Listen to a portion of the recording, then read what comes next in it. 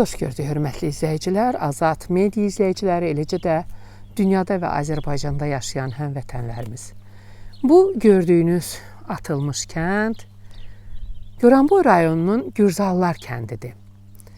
2023-cü il aprelin 30-da baş verən güclü sel nəticəsində bu kənddə olan ailələrin artıq əksəriyyəti, görürsünüz, xaraba qalıb evlərin əksəriyyəti. Bu evlərin sahibləri evlərini qoyub bu kənddən köçmək məcburiyyətində qalıblar. Nəzərinizə çatdırım ki, əvvəllər bu kəndin qədim tarixi 1630-40-cı illərə gedir demələrinə görə. Yahya Həsənov adlı şəxs evi sel təbii fəlakət nəticəsində uçan kənd sakinlərindən olan Yahya Həsənovun dediyinə görə bu kənddə 130-140 ev olub, lakin baş verən güclü təbii fəlakətlər nəticəsində, gələn sel nəticəsində bu evlərin sahibləri başqa rayonlara köçüb, orada həmin evlərdə köçüb kirayə qalmaq məcburiyyətində qalıblar. Bax, bu evin sahibi kimi. Bax, görürsünüz orada uzaqda məktəb var. Görürsünüz, mən indi biraz yaxınlaşdıracağım məktəbi. Məktəbi yaxınlaşdıracağım, görəsiniz. Məktəb var, amma bax, bu gördüyünüz məktəbdir. Məktəb var, məktəbin direktoru da var, 1-2 müəllim də var, amma 2-3 şagird var. Niyə? Çünki kənddə məskunlaşma artıq sona yetmək üzrədir. Bilmirəm, yəqin ki, baxmısınız, YouTube üzərindən paylaşılır, Rusiyada atılmış kənd evləri var. Mənə bura həmin yeri xatırlatdı. Oradan fərqli olaraq isə buradakı insanlar öz evlərində yaşamaq istəyirlər, amma onların buna o imkanları yoxdur. Bax, görürsünüz, zülmlə qəpik-qəpik yığıb tikdikləri bu daş ev, oradan gələn, bax, sel oradan gəlib, görürsünüz. Nə qədər daş gətirib özü ilə, bax, hələ cəmaət o daşları yığıb, toplayıb, bir qırağa yığıb, görürsünüz. Bu selin gətirdiyi daşlardır. Vurub evləri dağıdıb. Onların demələrinə görə bütün bunlarla bağlı Fövqəladə Hallar Nazirliyinin regional idarələrinə məlumat verilsə də, bu günə qədər də onların evi təmir olunmayıb. Səbəbsə onu göstərirlər ki, güya bu evlərin sığortası yoxdur. Bu evlər əslində çox qədim evdir.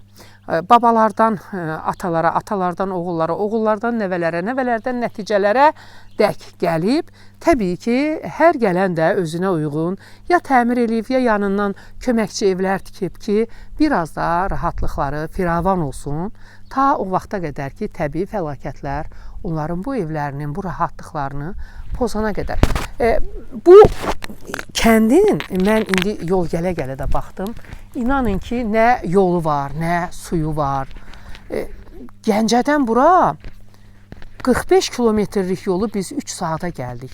Yol boyu bomboz dağlar, bomboz ərazilər, ins-cins yox, yaşayış yox.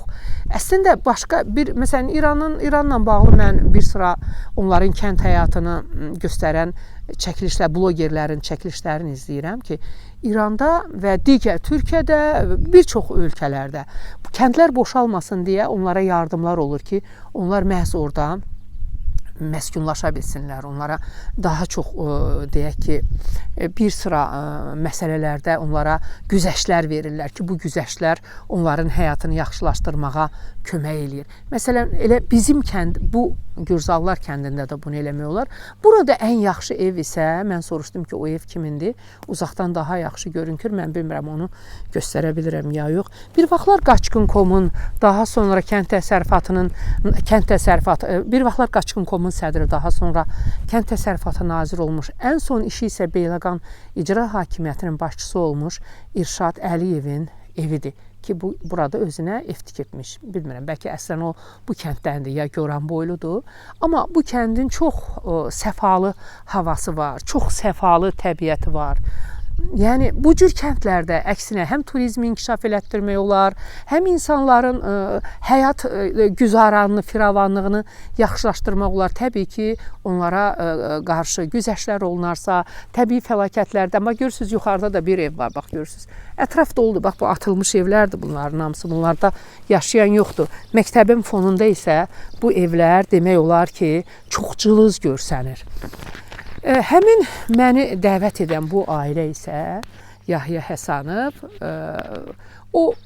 onun ailəsində həm övladları əlildir, həm gəlini əlildir. Hazırda Gəncədə məskunlaşıblar. Aldıqları pensiyanı kirayə vermək məcburiyyətindədirlər. Amma öz evlərini istəyirlər. Bax, burada yaşamaq istəyirlər. Amma özünüz də görürsünüz ki, burada yaşamaq mümkün deyil. Yəni, hər an onlar həyatlarını itirə bilərlər. Onların elə imkanları da yoxdur ki, bu evi abadlaşdırsınlar, bu evin problemlərini həll eləsinlər.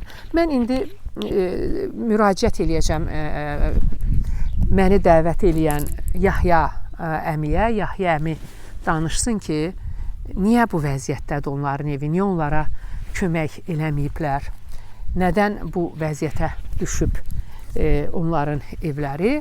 İndi danışacaq və mən də onun məni maraqlandıran sualları ona verəcəm.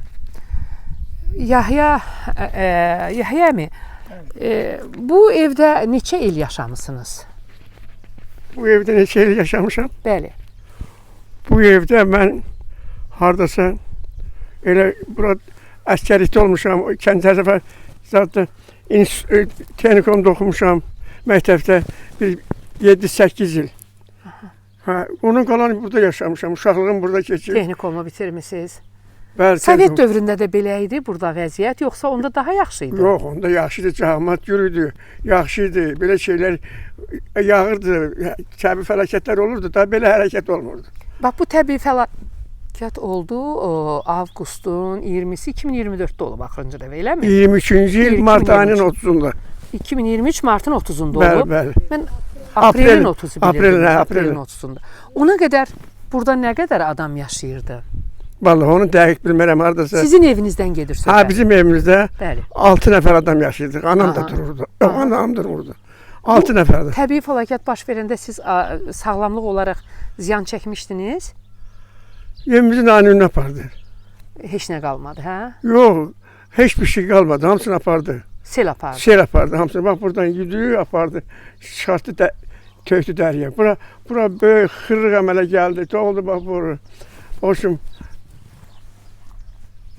300-400 manat pul verdik. Bir təri düzəltdik oradan buradan. Allah köməyində dursunlar. Zəhmət kömək elədi. Deputatımız kömək elədi. Çox sağ olsunlar. Bunu təmizlədik, tökdük yerə. Dedilər ki, baxacaq. 112 xidmətinə zəng elədim ki, bana kömək edin. Dedi və köməyə gələcək, eləyəcək. Hələ də gəlirlər, gəlin də gəlirlər.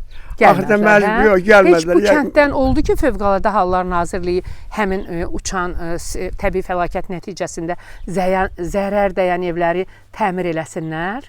Yox, heç kim gəlmədi, görmədi. Heç kimə eləmədilər kömək? Heç kim. Yox, elədilər. Deputat elədi. Yox, deputatdan danışmıram.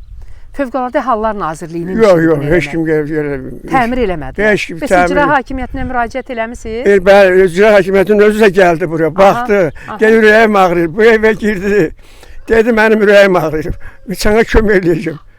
Axırda nətər olsa bilmirəm. Bana 1000 manat köməklik elədilər. Onu da az qalmış, heç adımız yox idi. Yeyib içmək üçün elədilər köməyi yəqin ki, hə? Bəlkə bu ev 1000 manata tikilməz ki? Yox. Ev üçün eləməmişlər. 1000 manata nə tikilə bilər? Vəssalam, onunla biraz dolandı. Kiraya qaldı, kiraya pulunu verdiniz. Bir təri buralarda yaşadık, bu evdə, orada, burada. Hər nəsə gördüm ki, mümkün deyil. Köçdüm, getdim Gəncəyə qohumlarımızın yanına. Xahiş elədim ki, bana ev tapın. Bir dənə kiriyə. Aldığım pensiyayla, yoldaşımla özümün pensiyasını birləşdirdik. Kiriyəyə ayda 150 manat belə pul veririk. Hər ay. Verim, nə varım, hara gedim? Evinizə qayıtmaq istəyirsiniz? Yaxşı olsa niyə qayıtmıram? Atamın yurdudayım. Ağlamayın. Şərait olsa niyə qayıtmıram? Ama su gələ. Yaxşı bax bu dağların o tərəfində əkin sahələrimiz var, 200 hektar. Torpaq qəşəkdir. Su yoxdur. 8 hektar 31 sot bana hökumət torpaq payı veribdir. Heç birindən istifadə edə bilmirəm. Heç birində. Su yoxdur ona görə. Su yoxdur. Hamısı köçüb gedib. Doğrusunu axtarsan yolu yoxdur. Bu arxadakı bina var ama o nədir? Evdir yoxsa nədir? Yox, klubdur. Ora klub, O klubdur. kəndin klubudur. Klubdur. O da uçub deyəsən ona da ziyan dəyib. Vallahi dəqiq Hə, bilmirəm. qıraqdan görünkür. Kəndə gələndə özümü bilmirəm. Nə tər danışım. Dağıldı kənd. Dağıldı, yox oldu. Az qalıb, 5-10 nəfər adam qalıb. Ondan nə olacaq? Hamı çıxıb gedib. Kimlə qalıb dolanırsan? Maşın yox. Bir şey yox, heç bir şey. Yollar bərbad vəziyyətdə. Yollar da ki Allah göstərməsin. Deyiləsi deyil. Işıq. Bu böyükdə kəndin. Özünə bağışlayın, özür istəyirəm mən. Bir dənə montyor yoxdur. Bax, mənim bəlkəmdə 5-6 dəfə bax, o stolbanın başından top vurur, yerə salır. Özünüz düzəldirsiniz. Özümü düzəldirəm. Yox, vermədilər. Dedilər ki, yox, bura çat düşmür. Yoxdur orada. Montyor düşmür. Bax, belə. İşte nə deyim ki. Bax, burada tutlar var idi hamısı. Sel apardı. Ağaçları da sel Ağaçlar apardı. hamısını. Bax, orada. Amma əncir ağaçları qalıb. Ancaq ağaçları qalıb. Onu da bər tərəfini, iç tərəfini apardı. Qaldı. Ümumiyyətlə bura yaşanması yer deyil. Çünki Yox, burayı əksinə, yaşamaq üçün gözəl yerdir. Sadəcə sizin şəraitimiz yoxdur. Şərait Gözəl yerə ab-havası var, kənd yeridir. Özünüz deməli, nə qədər torpağınız var, su olarsa əkərsiz, biçərsiz. Allahın altında su olar, burada qızıl yaratmaq olar. Böyle inandıram sonra möcüzə yaratmaq olar. Su yoxdur, kəndin suyu yoxdur. İçməli su yoxdur. Bax, o kətdən Allah köməyində dursun. Orada burada işləyənlər, bu kəndin balaları su çəkdilər, gətirdilər, baş gətir. O da yararsız sudur, səndən yaxşı su deyil. Onun da başında gətirib bizim o Şamyan da deyirəm dilim bu kəndin başında Ağza kənd. Onun da başına bir stalovu tikirlər.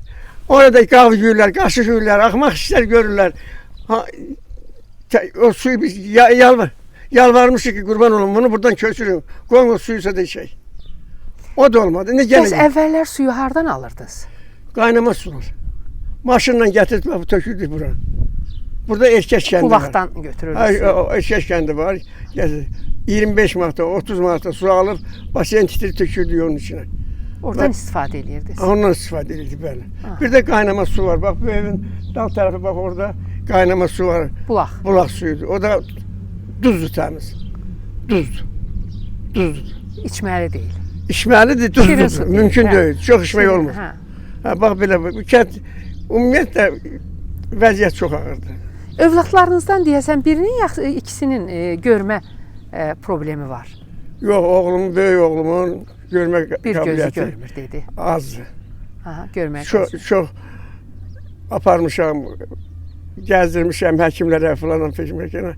Müalicə elətdirdim. O bir gözünü bir təhər elədim sana. O biri gözü görmür. O bir təhər. Ondan sonra da evlendirdim, onun da yoldaş. Şimdi ona bir salamat adam gelmeyecek, ona da bir əlil gelecek. Taftı bir əlil yani yaşasın, şeylesin. Belki Allah istedi uşaq oldu. Onun uşaq olmadı. Bir oğlum var, o da... Onu işten çıkardılar. Ha? İşten çıkarılan oğlunuzu deyirsiniz? Ha, buradadır o da. Yok, 2 oğlum var ondan sonra. Aha. 3 oğlum var, bir kızım. Hə. Kızım ayrı yerde yaşayır. Aha. Oğlanlarımın üçü de yanımdadır. Aha. Biri Zazal'da olur. Aha. İkisi yanımdadır. Aha. Vəssalam, qutardı getdi. Onun da... İndi siz nə istəyirsiniz? Kimdən kömək istəyirsiniz? Mən... Fövqəladə Hallar Nazirliyindən siz dediniz ki, Cənab Prezident Ali Baş Komandana müraciət eləyirsiniz. Eləmisinizmi? Eləmisiniz yoxsa eləyəcəksiniz? Yalan deyirəm. Yalan olar. Ali Baş Komandanın o qədər işi var ki, Allah'a çox şükür ki, biz azadlığa çıxardı. Əllərdə qalmışdı. Başımıza nə oyunlar gətirdilər. Allah ona atasına rəhmət eləsin. Onun atası bu cəmaatı saxladı. Allah göstərməsin, yetən bura yürüdü.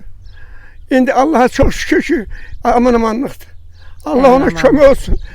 Allah'tan azım o da onu çok yaşasın. Belki de dalamından da yaş günə çıxacaq. Mən demirəm ki, bana kömək eləsin, özü bilər.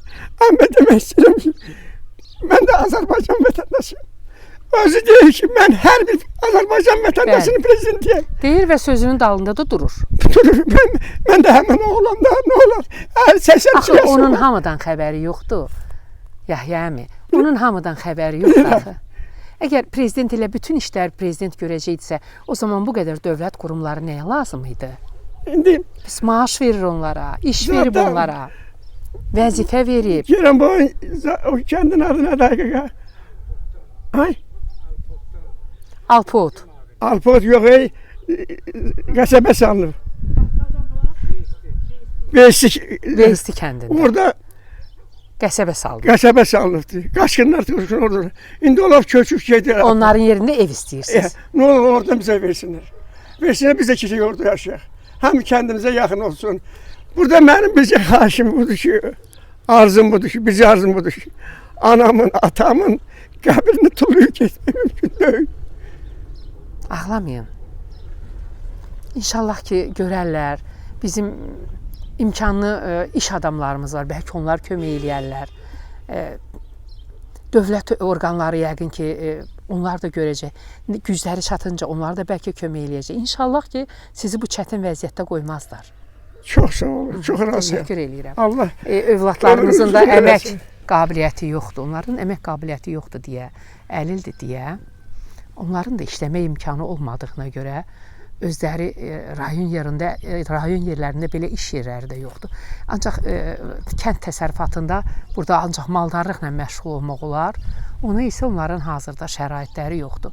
Məsələn, kəndlər boşalmasın deyə onlara güzəştlər eləmək lazımdır. Kəndlər boşalmasın deyə bu cür evlərin yerində evlər tikib onlara vermək lazımdır. Elə öz evləri nə boydadırsa o boyda tikmək və ya təmir edib vermək lazımdır ki, kəndlərimiz boşalmasın. Kəndlər boşaldıqca problemlər də artır. Kəndlər boşaldıqca xəstəliklər də artır. İstehsalat azalır. İnsanlar şəhərə adaptasiya oluna bilmir. Xəstəliklər tapırlar və ömürlərinin sonuna qədər bu ab havası səfalı olan yerlərdə yaşamaq əvəzinə şəhərin boğanağında, şəhərin tıxaclarında həyatlarını itirməsinlər. Bir qarın çörək üçün öz kəndlərini qoyub getməsinlər. Hansı ki, bax görürsünüz, hamısı boşalmış kənddə. Ha? Mən göstərirəm onların hamısını sizə. Uzaqda bir dənə yaxşı görünkən həmin o məktəbdir. Qalan hamısı boşalmış evlərdir, görürsünüz. Hamı qoyub gedib. Çox az ev var ki, qalıblar. Onların da nə məktəbə gedənlər var, yaşlı insanlardılar. Evlərini tərk eləməyiblər. Cavanlar hamısı kəndi tərk eləyib. Və bu tərk olunmanın qarşısını almanın bir çarəsi var ki, kəndi qəsəbə vəziyyətinə gətirmək, kənddəkilərə kömək eləmək ki, belə qəşəng məktəb tikiblər, çox gözəl məktəbdir. Kənd üçün əla məktəbdir. Amma məktəbdə oxuyacaq uşaq yoxdur, şagird yoxdur. Və bütün bunları, necə deyim, bərpa etmək üçün kənd sakinlərinin, bax görürsünüz, bax ev uçubda, burada kim yaşayar? Yaşamaq olar burada? Yox, burada yaşamaq olmaz. Ona görə bu evlər bərpa olunmalıdır ki, kənd sakinləri şəhərə axın eləməsinlər. Təşəkkür edirəm hər birinizə, bizi izlədiyinizə görə. Mən buradan Azərbaycan Respublikasının prezidenti Cənab Ali Baş Komandan İlham Əliyevə, həmçinin vitse-prezident Mehriban xanım Əliyevaya, Fövqəladə Hallar Naziri Kəmaləddin Heydərova, Əmək və Əhalinin Sosial Müdafiəsi Nazirinə, həmçinin digər əlaqədar qurumlara müraciət edirəm ki, bu ailəyə, Həsənovlar ailəsinə kömək eləyin, kəndinə qayıtsın, öz evində yaşasın, torpağını əksin, biçsin, mal, heyvan saxlasın ki, dolana bilsin, heç kimlə asılı olmasın. Təşəkkür edirəm hər birinizə, bizi izlədiyinizə görə, Həsənovlar ailəsinin faciəsini bizim kanal vasitəsilə izlədiyinizə görə. Abunə olun, paylaşın və bəyənin ki, daha çox insan bu cür hadisələrin qarşısını almaq üçün ən azından maariflənsinlər ki, belə hallar baş verən zaman Allah heç kimə göstərməsin heç belə halları. Kəndlərini tərk eləməsinlər. Kəndlərini tərk etməmək üçün nələri etməlidirlər, hüquqları nədir, onları öyrənsinlər. Daha çox insan görsün və daha çox adam paylaşsın ki, bu cür problemlərin insanlar deyir, dərdi paylaşa-paylaşa. Paylaşa-paylaşa azaldaq, bir-birimizə kömək eləyək, dəstək verək. Hər şeyi dövlətin boynuna da qoya bilmirik. Yəqin ki, bu kəndin də imkanlı şəxsləri olub. Məsələn, İrşad Əliyevin çox yaxşı burada bir villası var. Keşkə digərlərinə də bir koma tikməyə kömək eləsəydi vaxtında. Axı o kənd təsərrüfatı naziri idi. Ən azından burada kənd təsərrüfatının inkişaf eləməsinə bu onun kəndi idi, kömək eləməli idi. Mən İrşad müəllimi yaxından tanıyıram. Bilirdim ki, çox dövlətçi, çox peşəkar bir adam idi. Amma maalesef ki, bax, onun kəndi bu vəziyyətdədir. Bura İrşad Əliyevin yaşadığı kənd. Uzun illər burada yaşayıb. Yəqin ki, yay aylarında gəlib qalırmış. Demələrinə görə, indi xəstə olduğuna görə gələ bilmir. Təşəkkür edirəm hər birinizə. İnanın ki, keçirdiyim hisslərdən boğazım qovuşur, danışa bilmirəm. Hər birinizə paylaşın və abunə olun ki, daha çox insan bizə problemləri olduğunda müraciət eləyə bilsin. Azərbaycanda baş verən ictimai-siyasi hadisələrdən, eyni zamanda qalmaqallı məhkəmə prosesləri, təbii fəlakətlər və onların nəticələri və bu nəticələri aradan qaldırmaq üçün insanlara hansı faydalı, nədən faydalanmalı olduqlarını məhz bizdən Azad Media TV olaraq öyrənə bilsinlər.